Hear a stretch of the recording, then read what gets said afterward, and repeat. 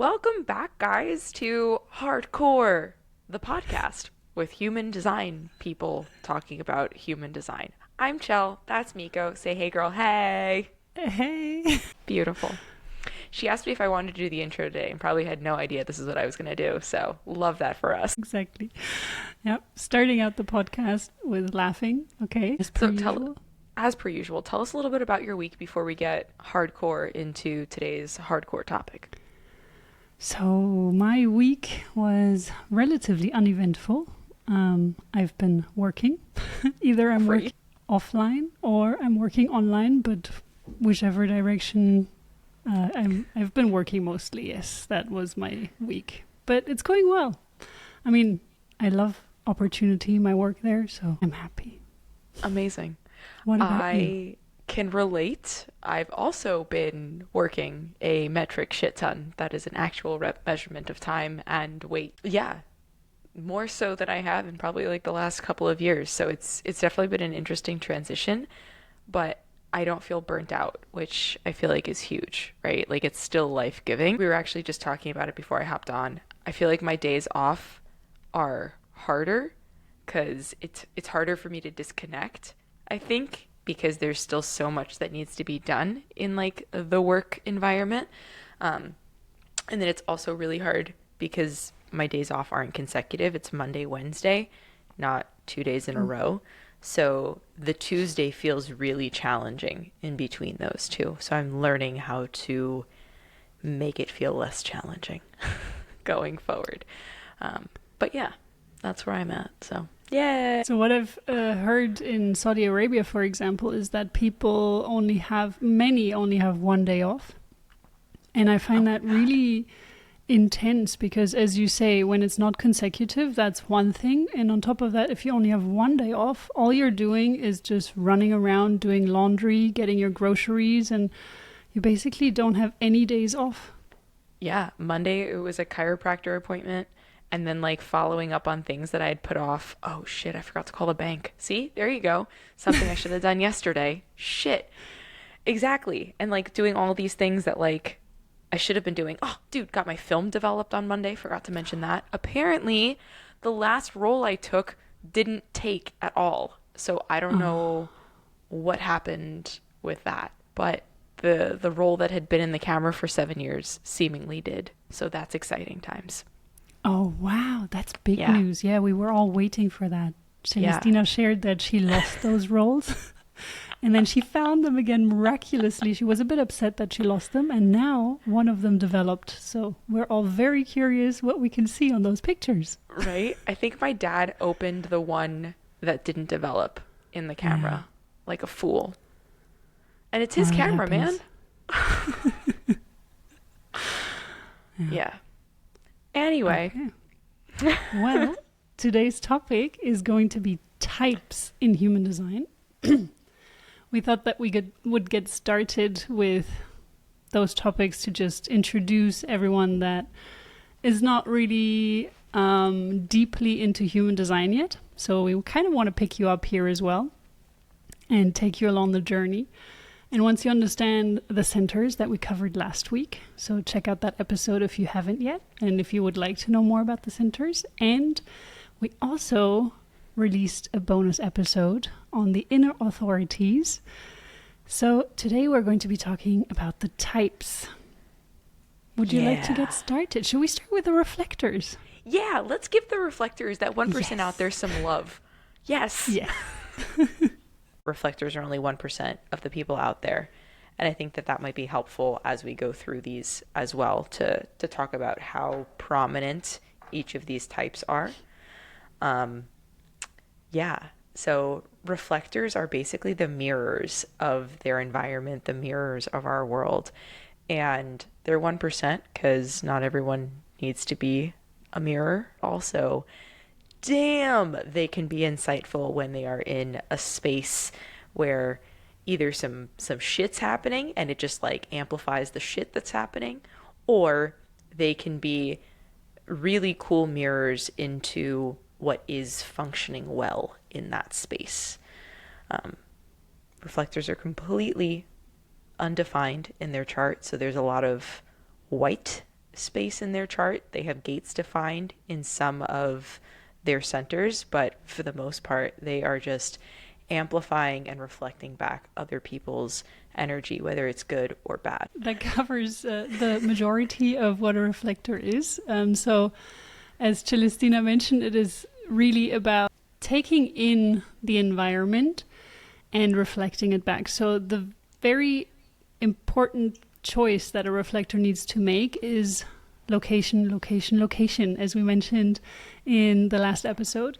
So it's super important where they live and who they surround themselves with, because the environment that they are and the social surroundings that they are in, they're going to reflect it and they're going to also take it in. So they have one of the most resilient auras, most resistant auras as well. So it's really protecting them from taking in the other energies in some ways, but they're here to sample. So their aura is sampling, very resilient, and they're just taking in the information from this person, from this person, from this and this and this.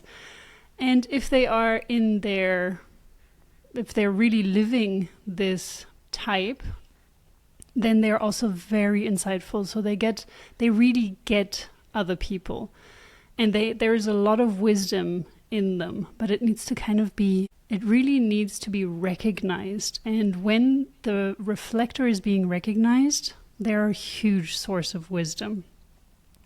They also have a strategy. So every type has a strategy. And every type has a not self as well. And they also have a signature theme. So every type has a signature theme. And in this case, their strategy is that they need to wait for a full lunar cycle at least. So it can be 1 month, it can be 2 months, it can be 3 months. It can take a lot of time until a reflector is aware of which decision is best for them. So they need to really get comfortable with saying, hey, let me get back to you on that. Or just give me some time before making this decision. And this also goes regarding the people that they surround themselves with. So they really need time before deciding, okay, this person is for me, this person is not for me. This doesn't have to just be romantic relationships. It can be any type of person. It also it's for major decisions. It's not about the small decisions in life of what do you want to eat today, but it's really about the big changes in life. So really just taking it slow, understanding your hanging gates. So you only have hanging gates in your chart if you're a reflector. And really understanding which gates are hanging and how the lunar cycle is affecting you in your personal chart. Because every reflector has their own specific lunar cycle. And it will change from reflector to reflector. And the more that they understand that, sometimes it's easier for them to then understand who they are as a person. Because a lot of times reflectors really feel like they don't belong in wherever they are, because they're so different and there are just so few of them. So then if they feel this way and if they're living in their not self, then they will feel disappointed. So a reflector's signature theme is really about feeling curious and in awe of the world. So just think about a child who is seeing things for the very first time. And this is what a reflector should feel like. And that makes sense, though, because they're leaning into and learning what each of the centers feel like, right? So not that it should be a surprise, but it seems like they want discovery, and to understand themselves better. And the way they do that is by being in that environment or around people who are showing them what each of those things can feel like in a positive way, but then also understanding how like the negative or the shadow part of that gate or that center can appear and show itself as well. Absolutely, yeah. And apart from the people that they surround themselves with, We also know that the planets are transiting and they're also defining us, or they're standing in certain gates throughout the year and throughout our life. So this is also yet another way to really get to know ourselves. And again, sampling the centers. And it's therefore really important for reflectors to also have their own space. They really need to feel safe and feel good in their home, maybe in their room. So if you have a reflector child, try to put it in their own space, in their own room. And also try to avoid bringing in objects that have a lot of history, because they're so sensitive in picking up these informations, even from objects, that it can challenge them. So if you have a child that is a reflector and they don't sleep very well, then look around the room and see whatever is around, and maybe there is something that has a lot of history and they're picking up this energy. So cleanse it, and then you can put it back if it's important to you or to the child. But try to also understand that they're very energetic beings and very sensitive to energies. So there's a lot of deconditioning that needs to take place regarding letting go of feeling invisible, and feeling the pressure to oftentimes be a manifestor or be a generator. So consistently working, trying to prove themselves. And they really need to be just recognized for who they are. They're not here to work like a generator. And yeah, they are fluid in who they are. So it's not that they will be a certain way. The one reflector that I know, I think I mentioned this probably episode 1 or episode 2, but left a position and now works for herself and takes like 2 or 3 months off during the summer, just like completely disconnects from all socials. And it's really cool to see that someone can lean into what feels 100% good for them without having to give in to like the societal norms of like, ooh, you shouldn't really do that, you know? But that's what feels good for her. And the workflow, because sometimes she'll share it on like Instagram. The workflow that she has for herself is very like in her own little bubble, choosing that like now she can be, I think she's been doing this for like 3 or 4 years. So she can be a little bit more like discriminatory about the clients that she's taking on and like making sure that they're aligned and making sure that it's projects that she enjoys rather than feeling like having to do all of the things all of the time. So yeah, I think that there's still, whether you're working for someone else or you're working for yourself as a reflector, I think that there's so much that you can kind of like mold and shape into the world that you want it to be, based off of like what you're feeling, the environment that you're around, and obviously the people that you're around as well. Absolutely. Okay, so let's move to the projectors. A non-sacral being, it doesn't mean that they don't necessarily are or have energy, it just means that they don't have the sacral defined. So would you like to tell us a little bit about projectors? Yeah, let's start with some statisticals, because I love me a good statistical. Yeah, so projectors are, I've seen so many different statistics on this, but like between 20 and 30-ish% of the population. Does that sound accurate? Yeah. Yeah. Around 20 usually. Yeah, okay, let's go with that. Like 18 to 20. Sure, let's go with those numbers. So a smaller portion of the population, right? So I feel like all of these types have a very specific like role in our world, which is why we have fewer reflectors, a couple of more projectors, and then we'll go through the rest of these as well. But projectors are here to kind of insert themselves into the runnings and happenings of sacral beings. So the generators and manifesting generators of the world. Projectors came about in like, I think around the time of the Industrial Revolution, right? So like 1800s E. So relatively, in comparison to like the other types, you're pretty new here on the earth in this world.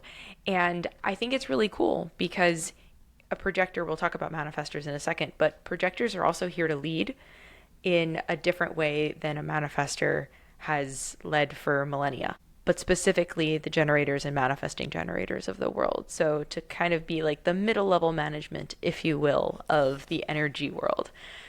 So projectors are here to wait for the invitation. That's their strategy. And if they're not waiting for the invitation, I like to describe it as they feel pokey. You feel like it just feels like they're pokey, pokey, pokey, pokey, pokey. And the reason being, so I've had a projector in my life, my entire life, several different projectors, right? But like looking back, my nonna, my grandmother, was probably the first projector in my life who, I don't know if I could say inserted herself, but like she would definitely be like, make suggestions like, Celestina, like, wear your hair curly, not straight. Mind you, this was the early 2000s when everyone was straightening their hair. And she's like, oh, but like they use it now. That was like the literal translation of like what she was saying in Italian to me. They use curly hair now. I'm like, they don't though. They don't. But what I'm trying to say with this is a projector needs to be able to wait for an invitation. So that could be asking, like, would it be okay if I share this with you? Or having someone come up to them and being like, what are your insights on this? Like, would you be open to sharing?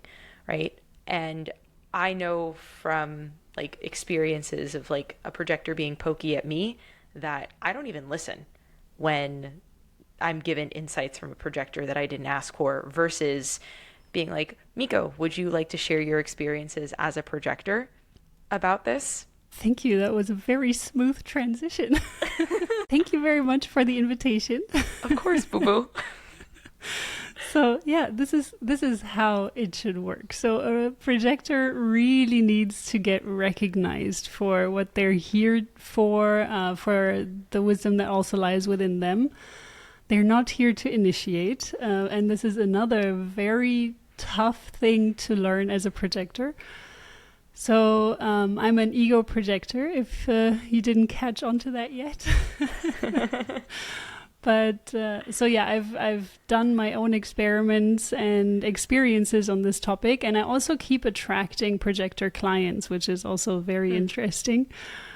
So usually when you're a human design reader or a coach or just someone in that direction of self-improvement, you start to attract the clients. It's not just self-improvement, but also health and things like this, that you start to attract the clients that show you things about yourself as well. So I believe that everyone that comes into your life teaches you things about you, and especially when you're in this field, I feel like there are a lot of every client that comes to me is also showing me something about myself.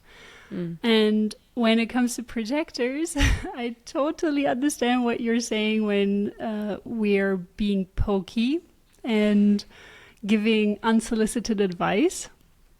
And I think I've completely stopped doing it. I'm being very careful here because, of course, it keeps coming up from time to time. But I usually recognize when I'm doing it and I catch myself. And Celestina has also explained kind of the way around it by asking, hey, would you like my opinion on this? Would you like my recommendations, my suggestions, things like this? It's a way around. However, you're really going to have the most power as a projector when you are being asked. When someone knows something about you, that you're offering human design readings, for example, and then someone comes up to you and asks you for a reading, for example. So being recognized is really, really crucial. And the more that you just lean back and don't force it, don't try to initiate and manifest things. But it also means not to just sit around and do nothing. No one is going to see you and recognize you if you're just sitting at home, twirling your thumbs, expecting someone to come knocking at your door if you're not showing yourself. So this is a very important thing. Learn to not... It's about showing yourself and stepping out and sharing your talents with the world, and then someone coming up to you and asking you for support. So this is one very important thing that I always hear from projectors. So I'm just supposed to do nothing? No, it's not about not doing anything. It's about waiting for the invitation and then choosing the correct invitations. Because just because you receive an invitation doesn't mean it's correct for you. And this is where it goes back to the inner authorities. So if you haven't done so yet, then do listen to that episode, because there you can understand how to decipher which invitation is correct for you. Very important. So when a projector is living in their true self, so when you have started to decondition yourself, that's what it means, then you're going to exude an aura of success. And you're also here to be successful as a projector. So these are two things that are going to happen. You're going to look successful, feel successful, and this is also how you can identify if a decision is correct, if it makes you feel successful. But also, you're going to, as a projector, really have to lean into understanding your motivation. Get to know and understand your motivation. And this is also a thing in human design where you can see, it says motivation, and you will see what type of motivation you have. But really understand this as well. And those are all ways to get to know and understand how your inner authority works and how a decision feels when it's correct for you. If a projector is going into the direction of a not self, so when you're really heavily conditioned and you're not following what you're supposed to do here on this planet, you can fall into bitterness. And this also happens when you're giving unsolicited advice and no one is listening to you because no one is hearing what you're saying. Then you start to feel bitter and frustrated is a different type, but yeah, frustration does also come up sometimes. But bitterness is the main not self theme for a projector. So that shows you directly, okay, you're going into the wrong direction. Yeah. Oh, man. So going back to my nonna as being the first projector in my life, for you guys watching on YouTube, that's my nonna. And that was me like, oh my God, 12 years ago probably. Crazy. Anyway, I feel like being a projector woman growing up in the 20s and 30s was probably extremely challenging, right? She was the oldest in her family. So I feel like from her family perspective, she was probably the leader, right? Just because she had like 5 or 6 like younger siblings from her, and she like had to be the older sibling. But when she got married to my grandfather, first of all, that marriage should have never happened. And like the horror stories that she told me, and like, yeah, she didn't love him. She loved someone else, but she couldn't marry him. So just, I mean, I wouldn't be here if that didn't happen, you know? So like, I believe everything happens for a reason. And literally the last thing she said to me was, Celestina è destino, quelli ci ne hanno uno buono sono beati. It's destiny, those who have a good one are blessed. And I got that tattooed. But what I'm saying here is, damn, I felt that woman's bitterness. And it was like a bitterness towards my grandfather. It was like a pissed to have left Italy. And not even like a struggle of a life, right? Because like they had the American dream. They did well. We literally had a white like painted fence outside, right? Like everyone wants the white picket fence, right? They literally had that. Do they? Yeah. I mean, I guess some people want that. I want acres in Italy overlooking like mountains, but different. Yeah, but man, it's to see her, and like especially when she would like suggest things to her kids, my aunts and my dad, like to see them be like, no, I don't want to do that. They're all generators or manifesting generators respectively.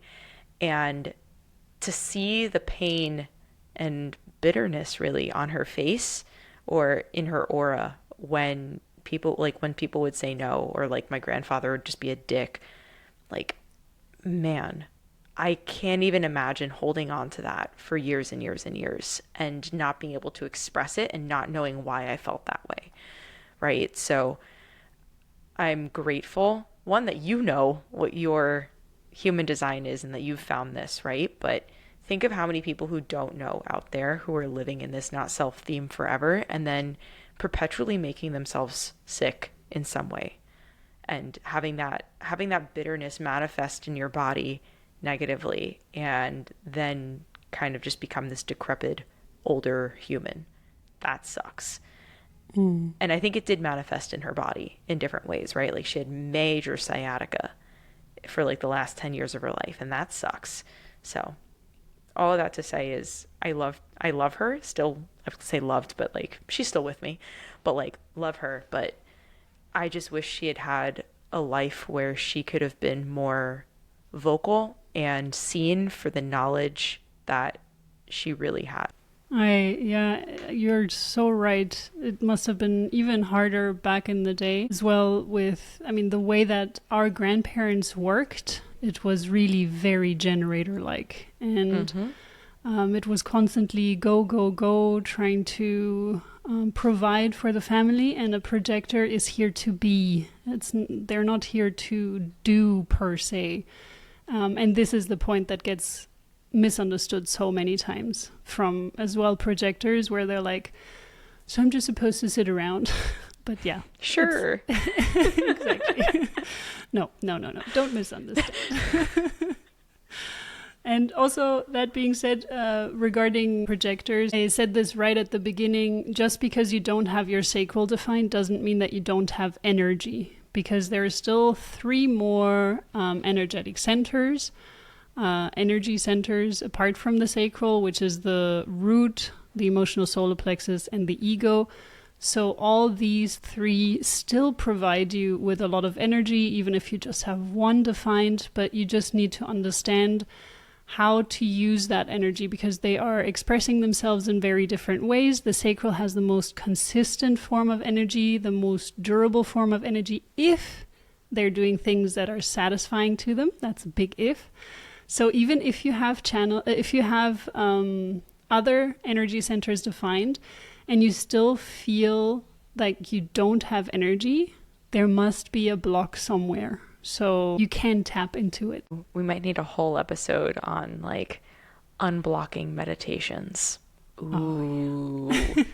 Okay, I'm going to write that down. So it's the tip of the iceberg, even when it comes to projectors. So every type we're going through, we're just scratching the tip, and always bear in mind that you need to look at the entire chart. You need to look at your history as well. What are the things that you experienced in your childhood while you were growing up?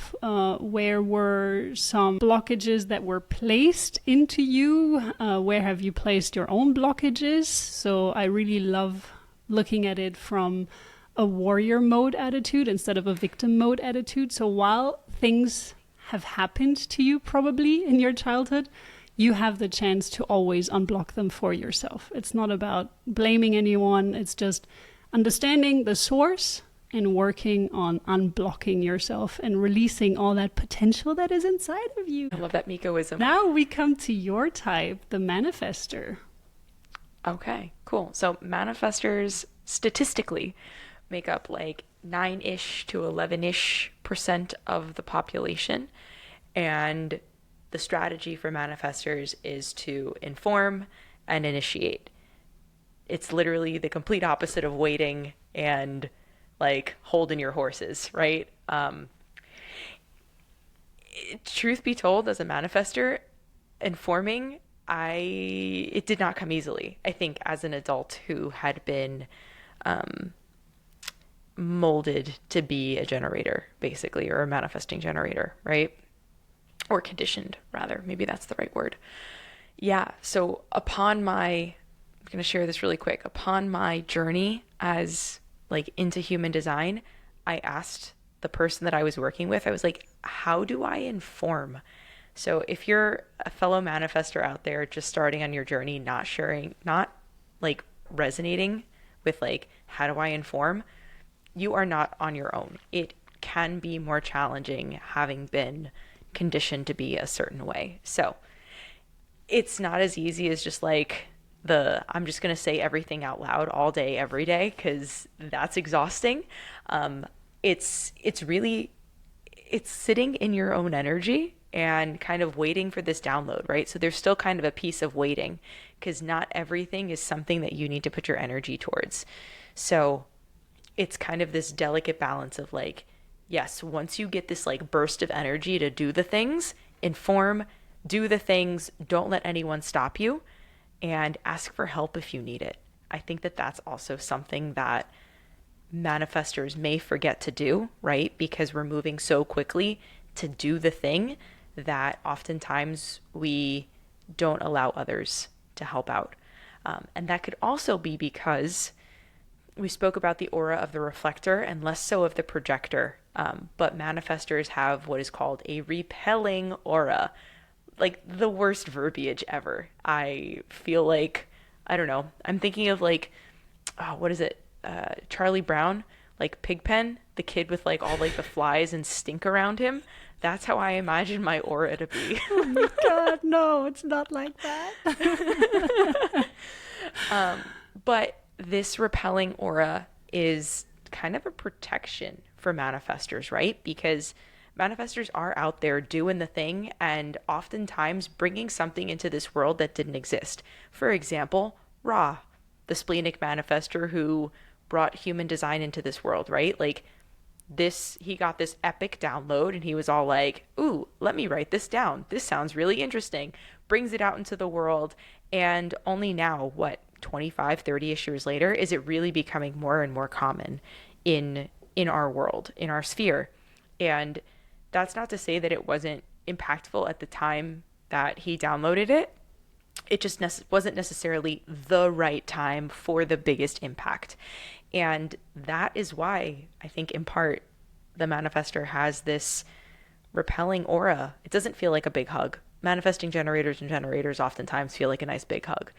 I can tell you for a fact I do not feel like a big hug. And it's because we're bringing things into the world that can be scary. And it's kind of this like protection mechanism where if it's not something that is for people at that time, that's okay. And our aura, for the most part, will protect us as a manifestor. But with anything, there's more pieces to your chart than that. So take that with little grainy poo of salt, because there's definitely more factors that can influence that. But yeah, whew, I don't think I feel like a big hug. You said yes, but I don't think I do. I feel like a manifestor's aura is very repelling to most of the world. Let's say it like this. So the people that get close to you, I still feel your warmth. I still feel like you do have this Care Bear energy about you, but you also let me in a way. Yeah. So maybe it's also your Italian genes. No, but I feel like a manifestor has a repelling energy or closed energy. Yeah. I prefer to use closed because when I also let Celestina walk in front of us. So when we're doing the retreats and we're walking through the streets of a city, I let her walk in front of me because she has this aura and she pushes people out of the way with her aura. It really works. I think we were waiting for the train in Karlsruhe in the south of Germany. And I was like, oh, there were like people like trying to like pass things out like on the way to your track. And I was like, yes. Dude, watch me. If I walk by them, they're not going to talk to me at all. And she's like, no way. And I was like, wanna bet? So I like walked right by them. They didn't even talk to me. She walks right by. I don't know if they talk to you or not, but I have RBF constantly, which kind of works in my benefit. I think I stayed close enough to you. No, but it's so this is why I prefer using closed aura, because you get to open it for certain people or certain things or situations. But your aura does push people away because you're here to make an impact. You're here to stand out, revolutionize things partially. You're here to manifest things into the world. So every manifestor has a defined throat, a motor connected to this throat. So this is what makes them a manifestor. And they don't have the sacral defined, which makes them a manifestor, not a manifesting generator. What is important to also understand about the manifestors is that they have this anger residing in them. So when this is the not self theme of a manifestor.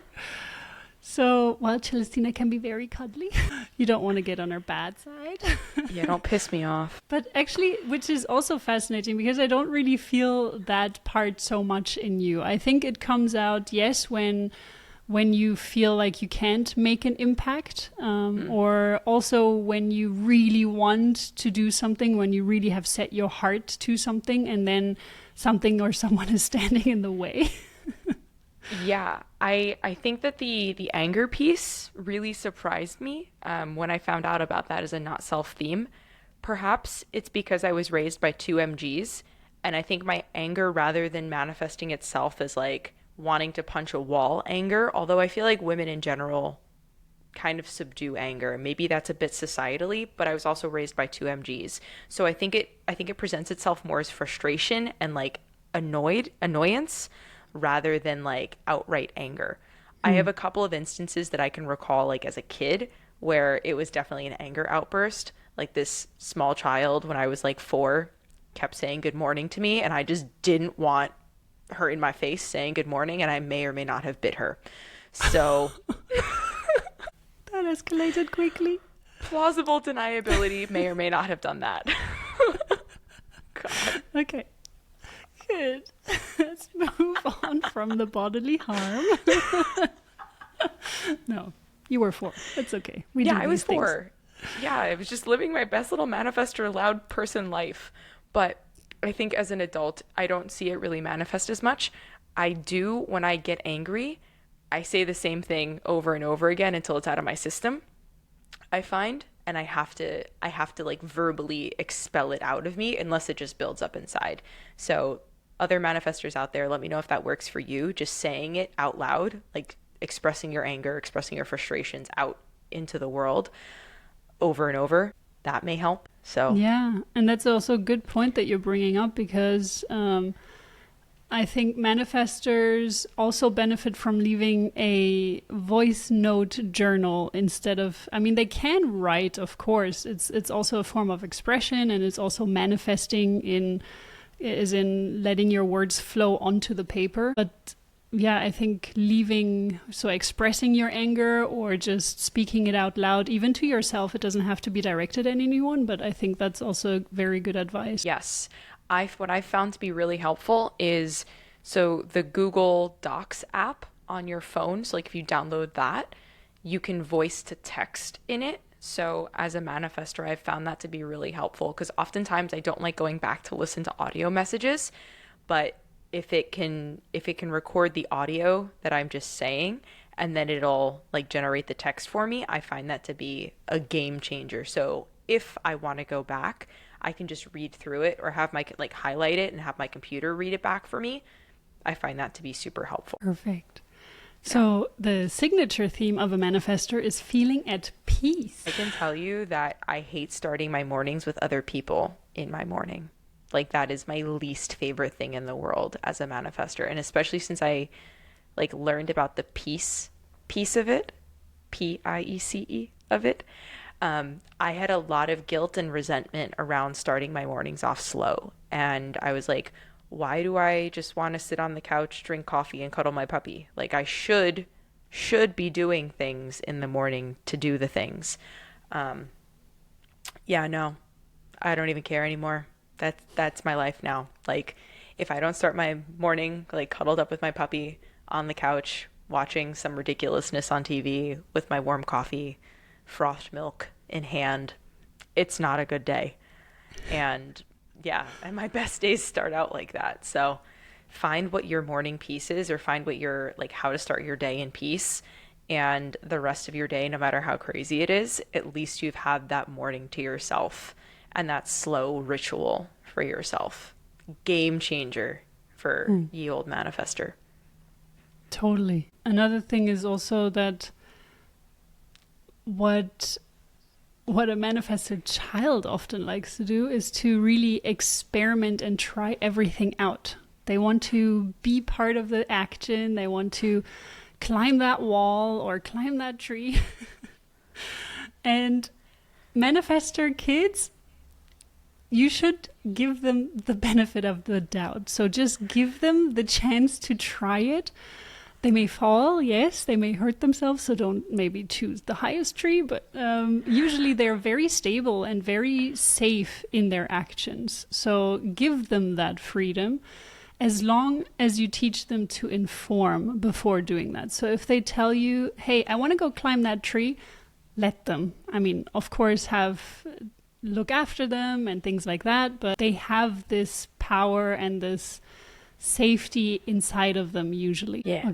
One more thing I would like to mention when it comes to the manifestors is also what you have kind of touched on already, regarding making the right decisions and waiting for which decision to take action on. And this is very, very important, especially if you have the emotional solar plexus defined as a manifestor.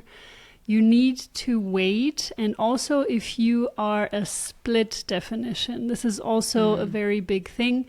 When you're a split, you just need longer to digest and really to integrate it into your system to understand which decision is correct for you to act on. And then you can make a list of who's going to be impacted by this decision. And then you go and you inform these people. This is a little hack that I find very helpful when it comes to manifestors, that they understand, okay, this is the action I want to take. And these are the people that are going to be impacted by that action. I need to go inform these people. You're not asking for permission. You're not asking for permission. Very important. You're just telling them, hey, this is what I'm going to do. And this way you're going to just feel less resistance on your path. And you're also probably going to find people who are willing and wanting to help you on your path. Ooh, dude. So giving you guys a little life update, the position that I'm in right now, I'm getting a lot of, this is like work related, right? So like I'm getting a lot of, not necessarily backlash, but a lot of like pressure and stress from the people who own the restaurant, like to meet money goals and money deadlines. And like, yeah, I get that. But also like in a period of transition where other things need to happen and take precedence, and like rebuilding a team and rebuilding systems and structures, I feel like the money piece of it should be at least kind of lower on the totem pole. So it's very interesting to go back to them and be like, hey guys, this is what I'm doing. This is my plan. But also not negate like, yeah, I understand that that's important to you.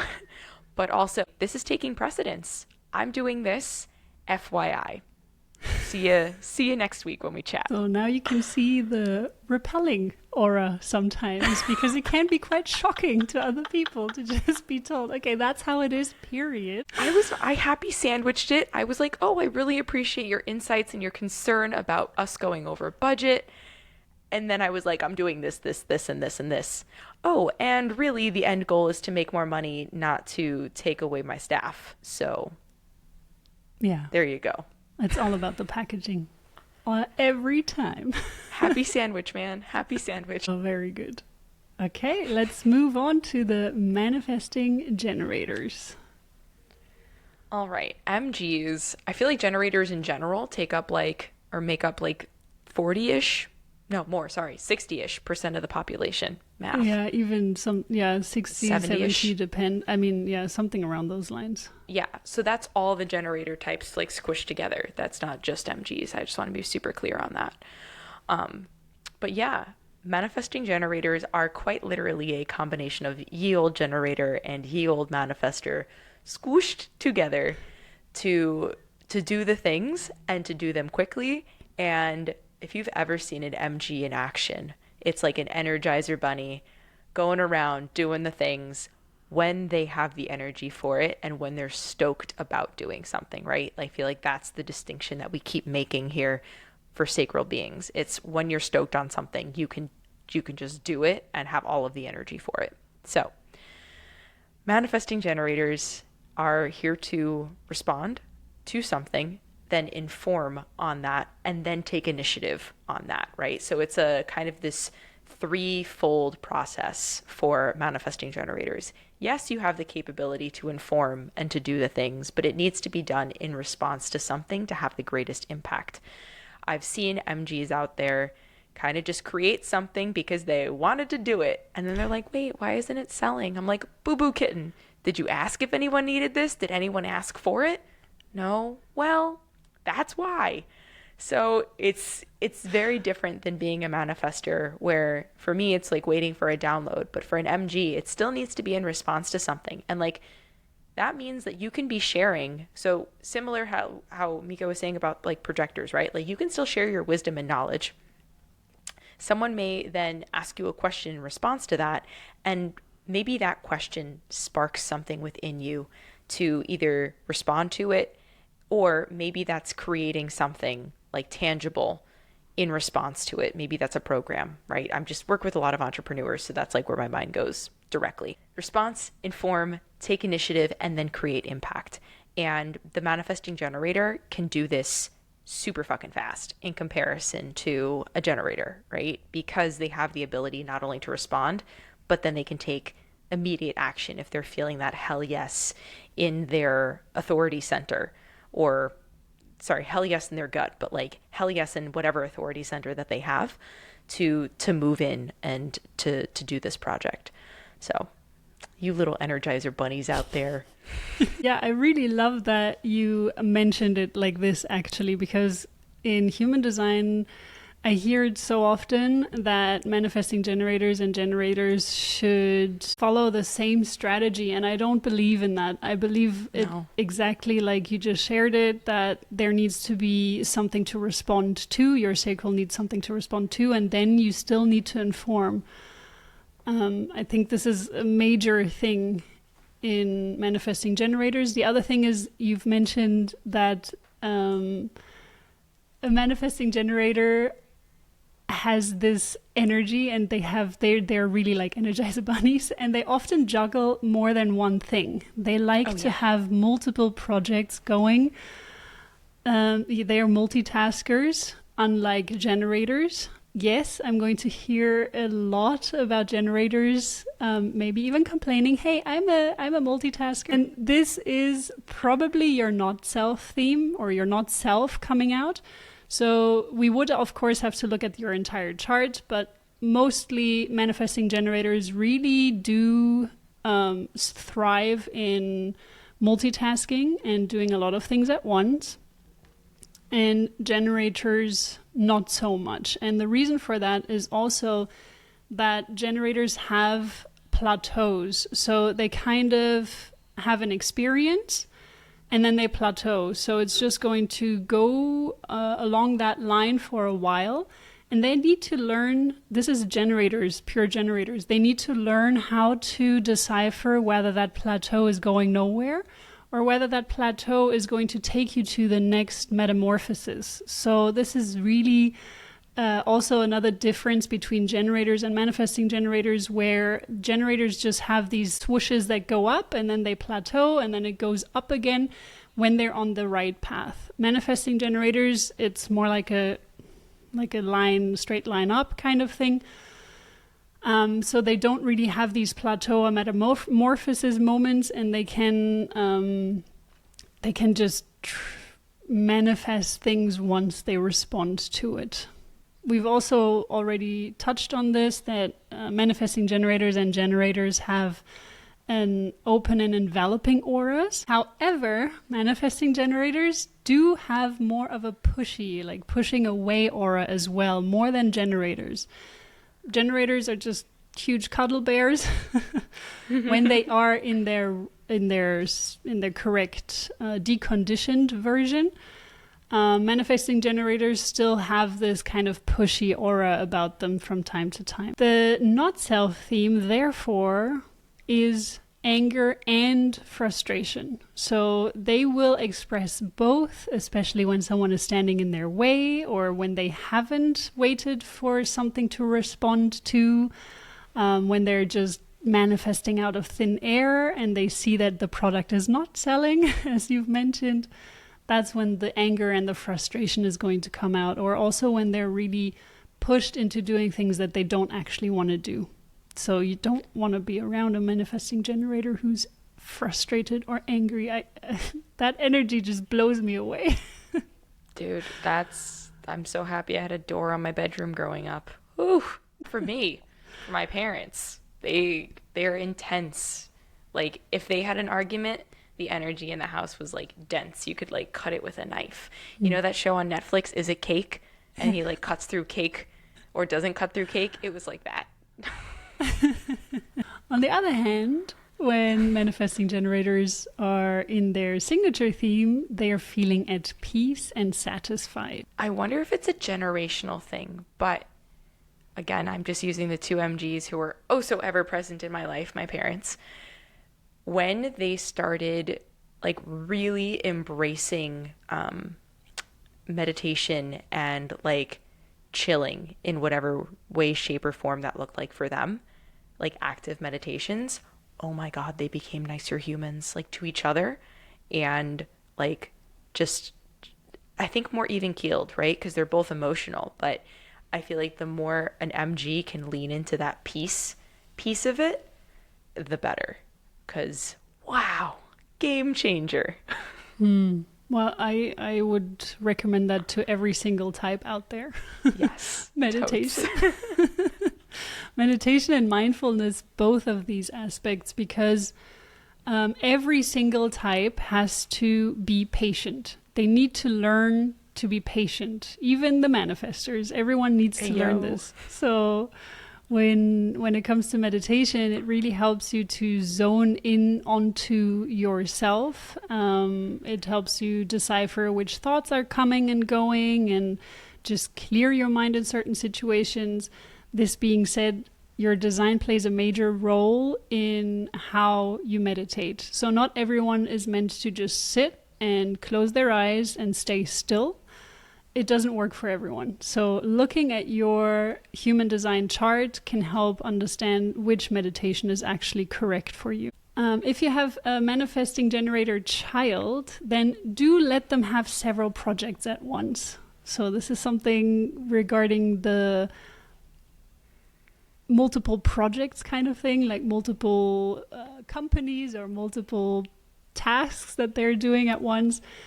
Manifesting generator children, they like to also have many things lying around maybe, and then they go to one puzzle, then they go to building with Legos, then they go to paint or doing things like this, and then they will go back and forth between these projects. So give it a try and see how that goes for your manifesting generator child. Last but not least, you need to power yourself out as a manifesting generator. So because your sacral is defined, you need, and you have your throat defined as well. So manifesting generator really need to power themselves out physically and mentally. Bear that in mind as well. If you're grown up, if you have a child that is a manifesting generator, power yourself out physically and mentally. When it comes to generators, on the other hand, they don't have the throat defined. So for them, it's still super important to power themselves out. However, it is more connected to powering themselves out physically. So would you like to say something about the generators? Yeah.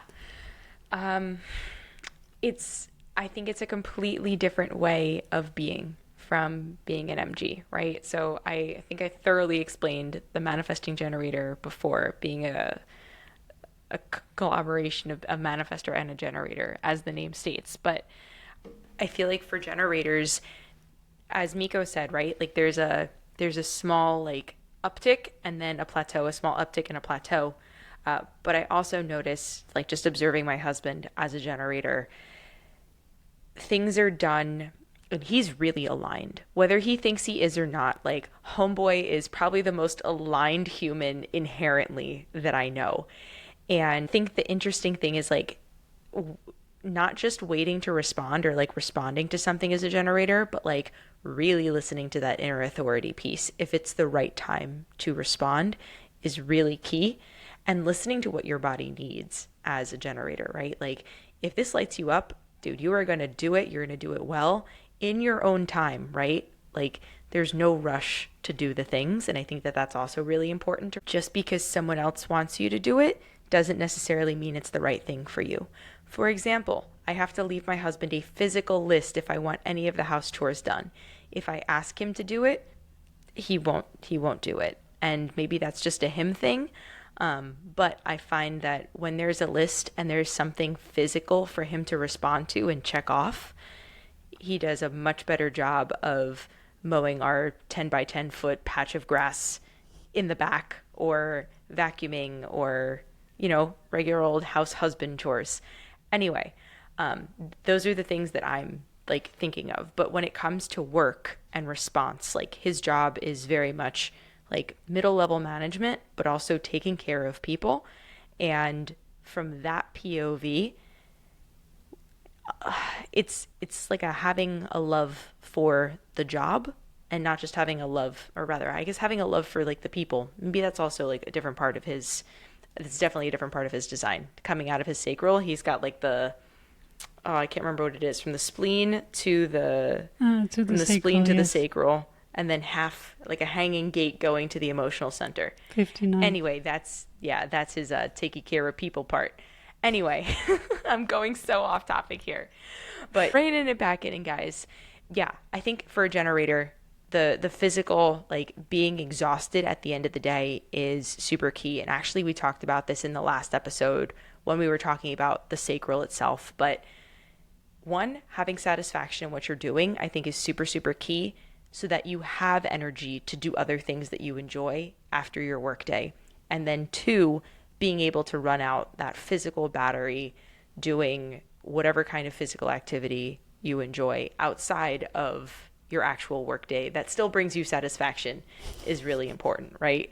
Those two key things, like being satisfied in what you're doing, feeling good about what you're doing, will still give you the energy so that you're not exhausted and that you can be physically active throughout the day, right? Like it's kind of that beautiful dichotomy when you can balance both of them. But that's his life, right? Have fun finding your balance. Yeah, because if you don't, you're going to feel frustrated. And this is the not self theme of generators, frustration. So here you can see the mix of manifesting generator and pure generator, feeling simply frustrated.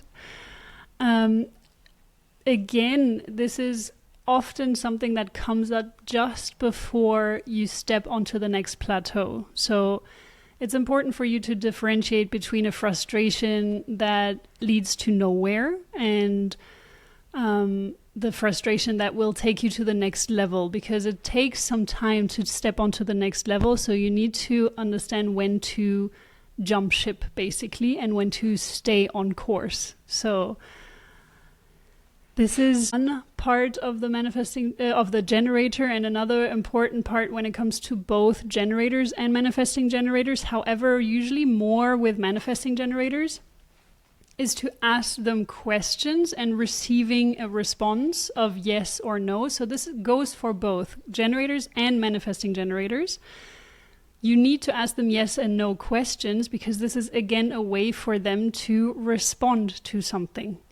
They really need something to respond to, and that will always come as a yes or as a no. And when the decision is correct for them, it's going to be a hell yes. If it's not a hell yes, it's a no. This is such a famous thing in human design. When a generator or manifesting generator says, maybe, it's a no. So it needs to be a hell yes. And now back to the manifesting generator point that I was making, where it's more so for the manifesting generator, is that they will have these or sounds coming out of them. Because their motor center, one of the motor centers, is directly connected to the throat.